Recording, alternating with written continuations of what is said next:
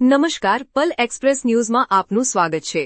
મોટા વરાછા રોડ દુર્ઘટના મામલે સુરત મનપા એક્શનમાં, કોન્ટ્રાક્ટર કંપની અને અધિકારીઓ પાસે 3 દિવસમાં માંગ્યો ખુલાસો। સુરત શહેરના મોટા વરાછામાં રોડ બેસી જવાની ઘટનાનો મામલો મેયર દ્વારા કોન્ટ્રાક્ટર અને અધિકારીઓને નોટિસ આપવામાં આવી। નોટિસ આપવાની સાથોસાથ 3 દિવસમાં ખુલાસો કરવા સૂચના આપી।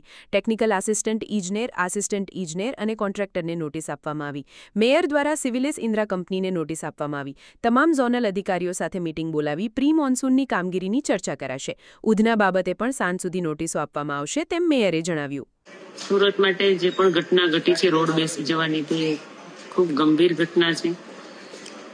કાલે મોટા વરાછામાં જે માટી ઘસી જવાથી જે ઘટના બની અને જે રોડ બેસી ગયો, તેના માટે સિંચાઈઓને લેટર ગયા વર્ષે પણ આપેલા અને આ વર્ષે પણ મૌખિક વાત કરી છે કે વહેલી તકે સિંચાઈ અને મહાનગરપાલિકાના અધિકારીઓ સાથે સંકલન થાય અને સિંચાઈને જો પાળો બાંધવામાં આવશે તો સિંચાઈ વહેલી તકે પાળો બાંધી આપે, અને જો અમારે પાળો બાંધવાનો હોય તો અમે વહેલી તકે પાળો બાંધી અને ફરીવાર આ ઘટના ન ઘટે તે માટેની તકેદારી લઈશું।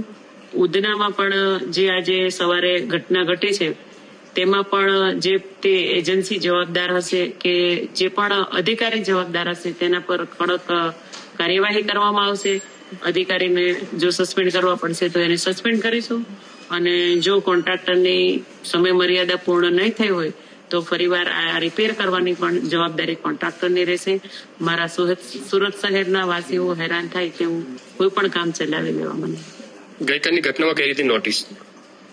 ગઈકાલની ઘટનામાં 3 દિવસમાં ખુલાસો માંગ્યો છે। કાર્યપાલ ઇજનેર અને જે તે એજન્સી પાસે આ 3 નોટિસો આપી અને 3 દિવસમાં વહેલી તકે ખુલાસો આપે એવી નોટિસ એને આપવામાં આવી છે।